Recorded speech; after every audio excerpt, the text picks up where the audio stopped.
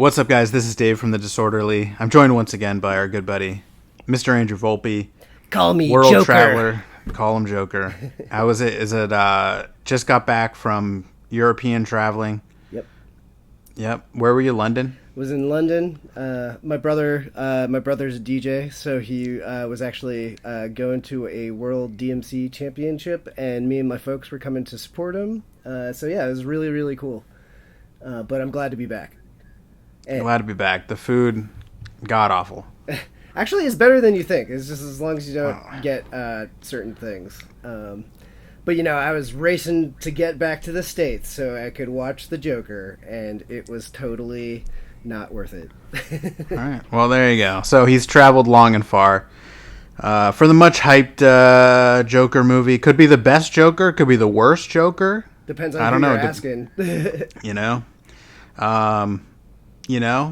First impressions for me. I didn't want to text you this because I don't want to end up on some goddamn watch list, but I was like, I want to kill myself after watching this. You know what I mean? I didn't want to text that to you and have my Google Pixel phone narc my ass to the FBI or something, and then every pop-up ad that I ever see is counseling or some such nonsense. But well, I believe you texted me. I was crying or something like that. You said I was like, how can I just? No, exactly. I was like, I want to cry. I think I texted you, I want to cry. Yeah. I saw it. I saw it on Sunday, and at least you got a reaction out of it. I was kind of in a bad mood when I saw it, so between that and just all the fucking whatever social media the fervor shitstorm surrounding it, I just like kind of I feel like that all kind of did not help my opinion of the movie and everything like that. But I think just by itself too, I wasn't super affected one way or another.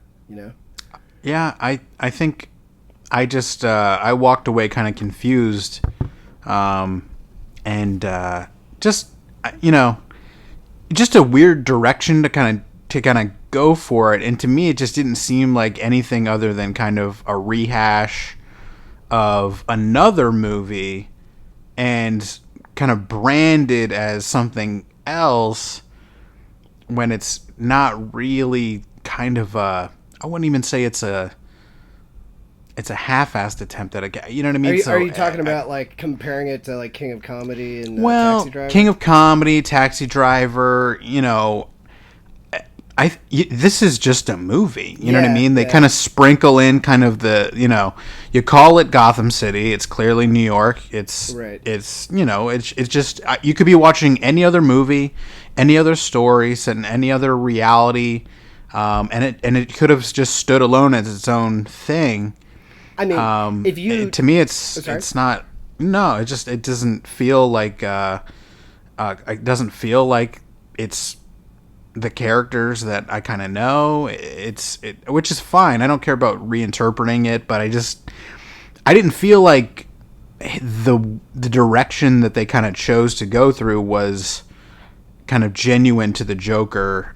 He didn't feel like the Joker to me. It just felt like some poor sad guy. Yeah, I mean, like, I think if you change the title, like, people would not really like it's not really a superhero movie or the Joker we know. Joker's kind of like the allure of him is he's kind of this mad genius, and he's able to pull off all of these amazing things. And he's a psychopath. He's maniacal. He's brilliant. He doesn't have superpowers, so he has to rely on his wits to pull off schemes and can convince others to kind of serve his interests. And that's not at all what this character is. It's a guy that you just kind of feel super sorry for. Maybe you feel scared of him in a kind of creeper way, like you just want this person to leave and get off, not sit next to you on the bus. Yeah, I don't know, man. Well, that was kind of my thing too, because like I'd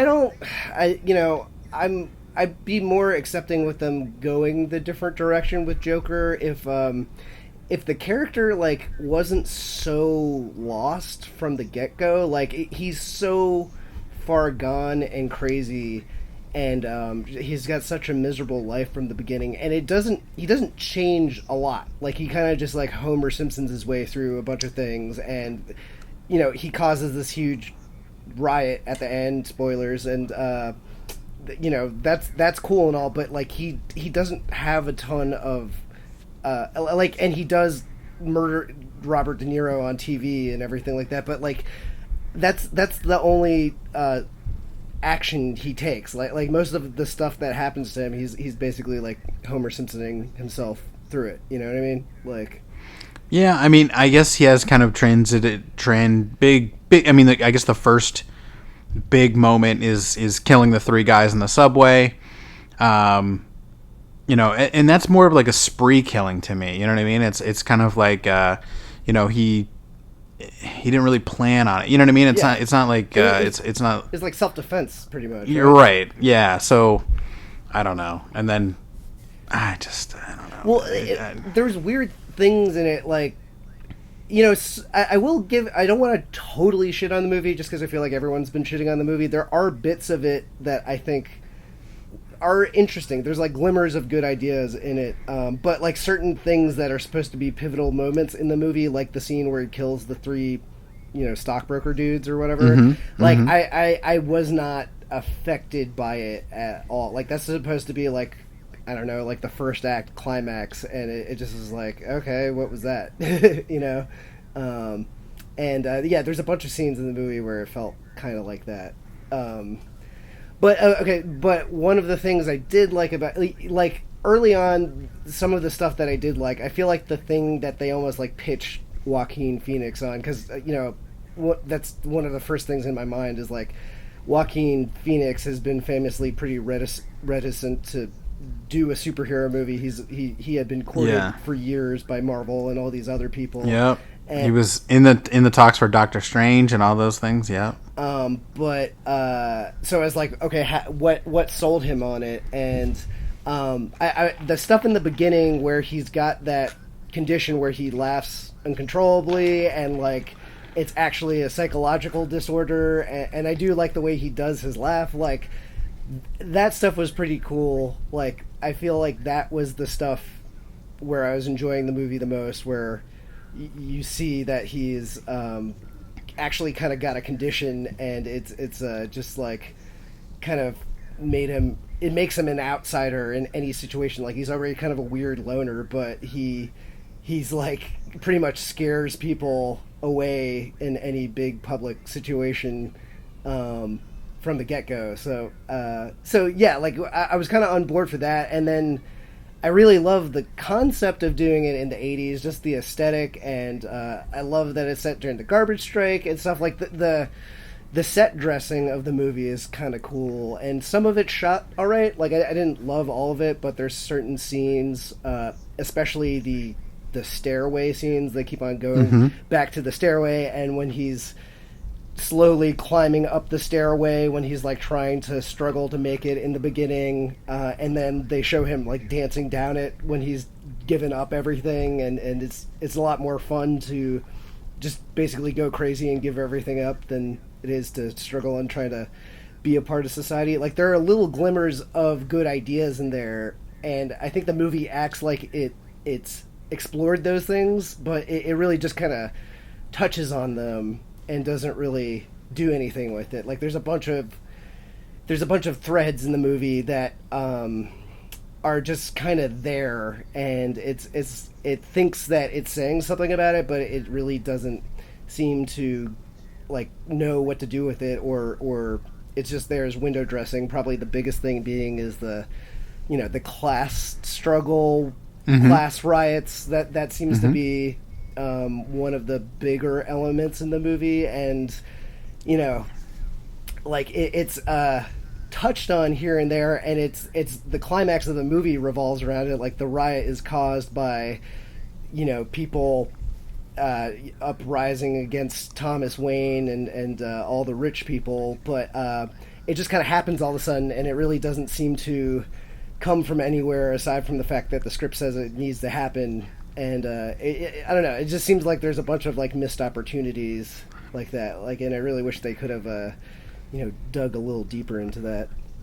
Yeah, I mean they kind of like beat you over the head with the 99% kind of slogans, kill the rich, and I know that's been a slogan for hundreds of years or whatever, but like, having kind of like modern times, Charlie Chaplin's like modern times being on watched by like a bunch of rich aristocrat types that are like laughing at it as he's kind of going through it and everything like that. But yeah, it just kind of I don't know. Yeah, I don't really. I couldn't really. I couldn't kind of zero in on like who is he's different, and I didn't find it like clever enough to be like multiple personality disorder kind of things going on. But when he's kind of shifting in and out to different attitudes and characters and things like that. I mean, and I kept thinking like after I watched it, I'm wondering like at what point is he kind of genuine? Because there's a shift between kind of medicated Arthur and then non-medicated Arthur, because he stops taking his medication. And to me, I was unclear. Was he giving his medication to his own mother? Oh, and putting it in her food, or they were sharing meds or something? Oh, I don't even know. I must have missed that. I just know that they said he was on like 7 heavy like antipsychotics, which is insane for the 80s. Right.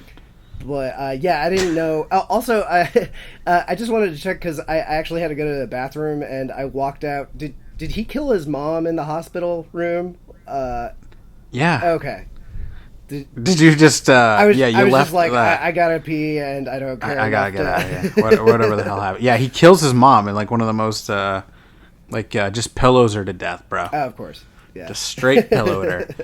You know what I mean? As I hope Ash snuffs me out in my when I've no longer served my purpose. But do you remember?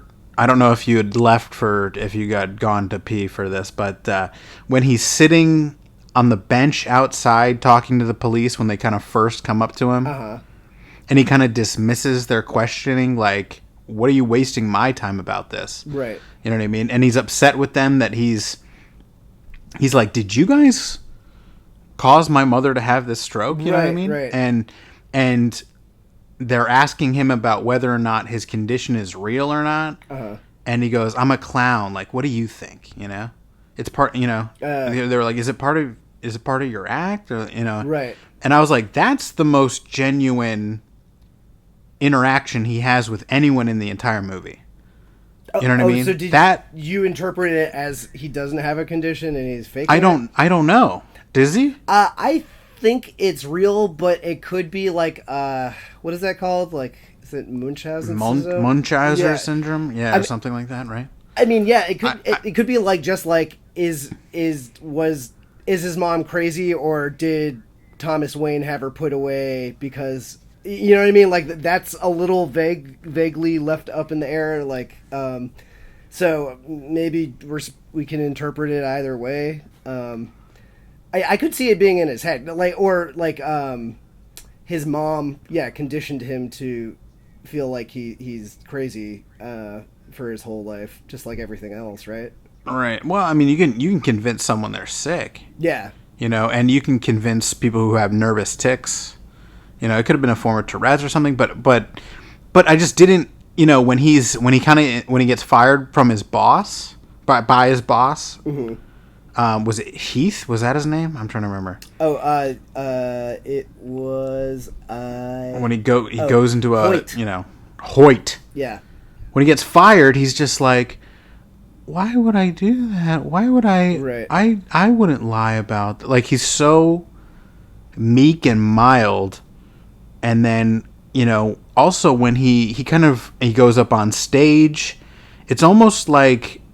If you hear like adult women who've been abused, that's what it sounds like. Oh, yeah. Well, you know what I mean? They have kind of like a child voice, right? You know? And he would fall right into that category because he was abused, right. And he's basically still kind of infantilized because he's like just living at home with his mom the whole time. And then when he goes on, when he's on stage, he has that persona, and then when he goes on is it Maury's show, Robert De Niro's show? Oh well, yeah, he like Murray turns into a totally different person. Why did they? Yeah, so like it just seems very weird. They chose to kind of go like super effeminate and kind of fey almost. You know what I mean? Yeah, like it wasn't built just, up. I mean, you have to like where did that come from? Like who was that? And the fucking dancing. The dancing always threw me off. Oh, like or the you know like they had so many scenes where they seemed to be like showing off.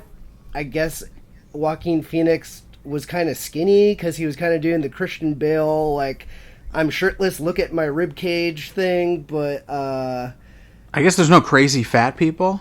Yeah, I know a lot. Well, I know a few. Yeah, right, but you know, Batman villains, they all got to be lanky and crazy and skinny, I guess. I know. Well, not Jack Nicholson though.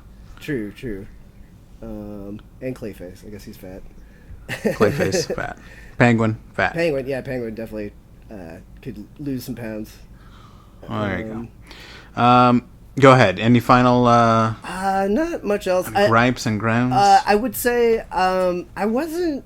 You know, I think Robert De Niro in this is a good way of kind of summing up a lot of the problems in this movie, where he's cast in this movie only to draw allusions to Taxi Driver and King of Comedy, and he didn't like. He seemed like he was trying more than he has in many of his roles lately, but he still felt very miscast. Like I totally agree. Yeah, I would never watch his show. Robert De Niro is not a funny guy. He hasn't been in like many decades, and I just like I think that really dragged down a lot of the ending scene for me too, because the whole climax. You're thrilled to see him get shot in the face. I know I was, but it just took so goddamn long for anything to happen, and it felt like.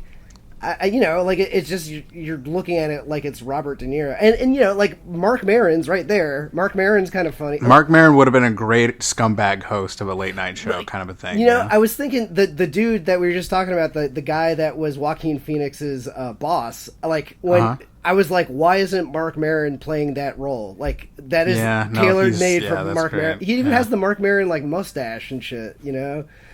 You believe his office is in some sort of weird dingy basement in Harlem or something. Oh yeah, totally. But yeah, I think the best way I heard the movie described, I got this from somewhere else, but it definitely did like sum it up pretty well for me. Strike that from this is an original thought from totally Mr. original. Andrew Volpe. All my thoughts are original, but it's kind of like you know, when you go to a t-shirt shop and you see like a pop culture mashup shirt where it's like. Mm-hmm. You know, I have a million of them, but it's like, Donnie Darko mixed with Calvin and Hobbes and stuff like that. And you're like, oh, that's clever because it's kind of a mashup, but it doesn't really go beyond that. It's just like, oh, we're going to combine two ideas just because. And it kind of felt like that's what this was, where it was just like, let's combine Taxi Driver with Joker. And, oh, okay, that's an interesting idea. And there's not a lot beyond that, you know? Yeah, no, it is weird. It's like, does anyone remember Drive? You know what I mean? Yeah. Like, we've had movies like this where there's like a weird kind of quiet loner guy who's violent. And I don't remember going, and, I went to the theater. I saw like a 1:00 showing or something on a Sunday, and there were security all over the place. Oh, really? Yeah. Oh, yeah, at my theater. Well, in California, they really do care for our safety, you know what I mean? Right. And not everyone has a gun, so only the criminals out here have guns. You know what I mean? So. But yeah, I was hearing, like, there were security guards at so many of the major cities throughout the country, and it just seems like such... like, all of this seems like such a big kerfuffle over, like... Yeah, like a movie that was, like... wasn't super interesting. It's not good enough for me to like. If I got killed in a theater for this one, there's some movie. I don't want to die for any movie, but this ain't the one. Yeah, you know what I mean. This just ain't the one. I think I don't know if I told we go to a theater and we go and we get the recliner seats and all this crap, and the couple next to us, the woman a young couple. She checked out within the first 10 minutes. Really? She literally had a blanket on. Oh man. Her feet hanging, bare feet hanging off the edge, blanket on, just on her phone the entire time. Just didn't want anything to do with this movie. You know what I mean? And that kind of summed up my whole journey with it as well. With, you know what I mean? With all the nonsense and craziness, but we digress. Well, okay, that actually leads me into a good question, because I know this movie fucking killed it at the box office and made like 90 million. 93 million, I think, in a week or something. Okay, so I wonder, A, how much that will drop off in the future, and B, okay, say they do greenlight a sequel for this and Joaquin Phoenix decides he's into it, or they decide to do like an older Joker later in the timeline or whatever the hell, like, do you think as many people would go out to see it if it's this same Joker? Because I wonder if you won't get as many people trying to come back for a second go around, because this was kind of a slog a little bit,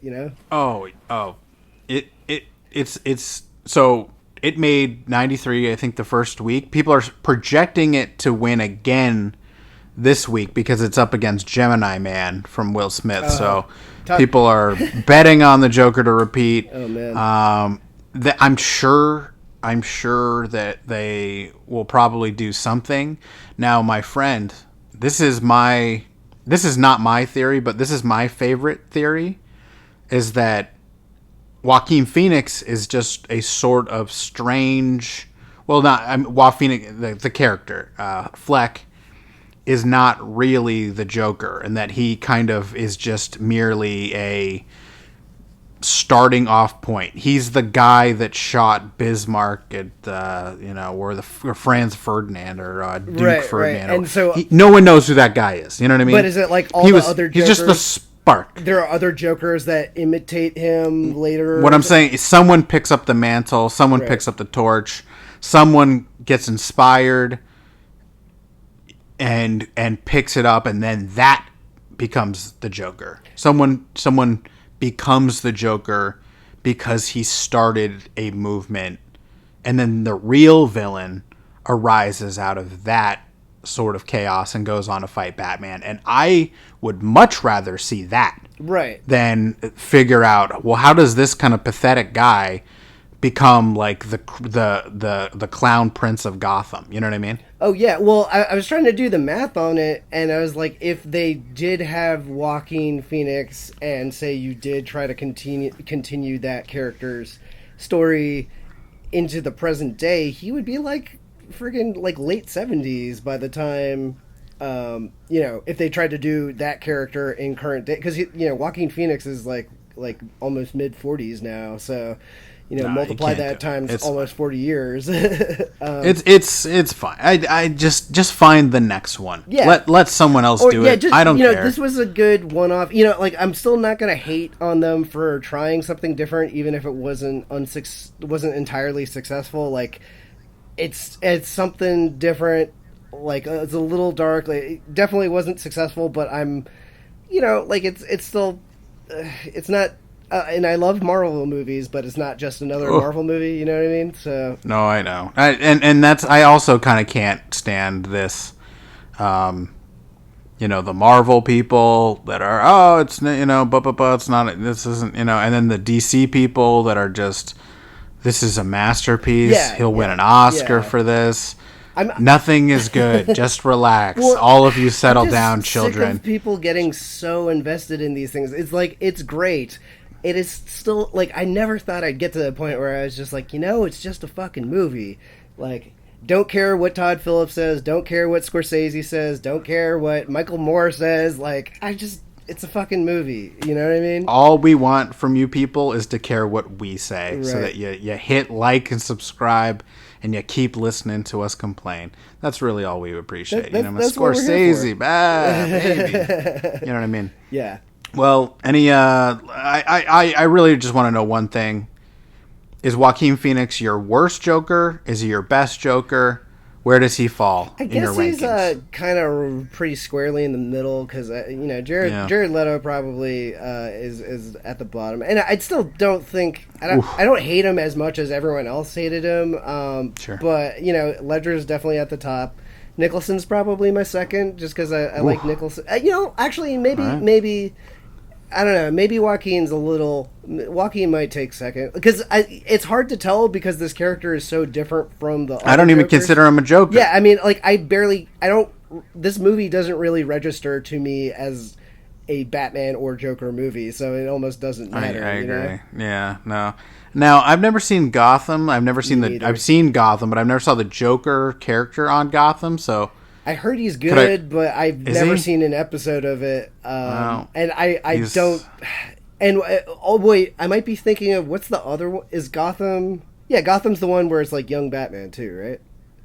Batman is like a child. It's like Batman babies. Or something. Commissioner Gordon is the main character. Yeah. Yeah. I think I've seen the first season of Gotham, but I've never seen. I don't think that we got to the Joker quite yet. Oh yeah, you always got to save the Joker for. Halfway through season 8. Yeah. Just before they cancel. Yeah, ratings are starting to slump. We got to pull a Joker or something. Now, my only problem with you is that you had Heath Ledger as your top Joker. Yeah, man. I mean, it's still pretty awesome. Like, I know it's kind of cliche, and I hate all of the stuff that came from that performance, like all the people trying to imitate it and everything like that, but it's still a pretty iconic performance. Is Nicholson your top or? My friend, there's only one true Joker. Oh my God, are you going back to the 60s? No, not Cesar Romero, my friend. Okay. Oh, Batman, of course. Mark Hamill. I didn't know we were counting the animated series. How can you not? He's actually, the definitive best Joker of all time. Okay. Come at me. Shit, I'm not arguing. I didn't. We should have said that we were including animation. Well, I didn't. I don't. There's no rules, man. There's no rules. Okay, well, yeah. But that's the best Joker. Mark Hamill, Joker. definitely. Yeah, I'm not going to disagree. All right, Joaquin, you're the worst. Yeah. You're the worst, bro. Well, no, I don't know. Leto, you're the worst. He's between Cesar Romero. He's between Jack Nicholson. You got Jared Leto crawling around in the basement of our rankings, just rolling around. He's on his back. Still waiting for WB to call him up piss. for the Suicide Squad sequel, right? They're just pouting in a room. I can't believe they let him do a good one. You know what I mean? I don't know. All right. Well, that's it. On to the next one. Yeah, I guess. What do we got? Anything coming up? We're gonna do Dr. Sleep. We're gonna get back into our series of us reading books and then complaining about how they changed them for the film adaptation. It's always popular. Yeah, I think I'll be interested in this one because I think I forgot what his name is. Like Mike, the director of it is the guy that's been doing a lot of Stephen King adaptations lately. Is he the dude who did House on Haunted Hill? No. The Haunting of Hill House. Yeah. That's him, right? Yeah, and he did Gerald's Game, and I think like one or two other of his books that were previously considered unadaptable. And I've liked his work so far, so I'm actually kind of interested in it. Sequel to The Shining is probably the biggest shoes you could possibly fill, and I'm sure it won't be. I don't know. I'll be interested to see how it goes, but it should be a good episode, I think. It's gonna be tough. Mr. Volpe is actually going to read the book this time. It came in the mail yesterday. Instead of a combination of didn't read it, sort of read it 20 years ago. He's actually purchased the book and will read the book, and it will be in the forefront of his memory when we talk about it. I don't know about that. I have a very short-term memory, so that's true. Forget it as soon as I close the page or whatever. Yeah. Well, that's better than I read it in 8th grade, and let me try to remember aloud. Look, I'm not gonna reread fucking it. If I read it once, I read it. I'm not reading 1,200 pages again or whatever. That's how I feel about Foundation as I literally crawl on my belly through broken glass trying to finish this book because it is just absolutely brutal. Oh man! Apparently a masterpiece, but Jesus. They're all apparently masterpieces. God damn. Well, there you go. Any other final thoughts or? No, we'll go ahead and... nothing much. I guess Yeah, I can't wait till the next 5 Joker movies come out because they're not gonna stop. We're gonna have like 20 They'll never Jokers. stop. I'm just waiting for them to come out with like a Joker's team movie, like the Jokers, and you could have like Lego Joker. yeah, yeah. Oh yeah, you didn't throw in Zach Galifianakis in your ranking. Oh shit. Yeah, sorry, Zach. It's next time. We'll... Next time. Yeah, he didn't crack my rankings. Yeah. You know, well, there's always next time. Yeah. But thank you guys so much for listening. We appreciate it. We'll try to do a few more videos like this, a little bit faster, a little quicker, a little shorter, a little more movie reviews, all that good stuff. So anything you want us to catch, let us know. We'll try to squeeze it in, and we'll suffer through a Will Smith movie if need be. Oh man. Anything for you guys. Gemini Man. Gemini Man. He's fighting himself. You understand? Why did you pick Will Smith? Pick someone that has actually aged in the last 20 years to fight a younger version of himself. But well, this way we get to see Will Smith that we know and love. I mean, not old Will Smith. Yeah, that's right. Please, as long as he breaks into a Fresh Prince rap at some point. I just hope he says "Welcome to Earth" at some point. Oh yeah, there you go. And then he punches an alien in the goddamn face.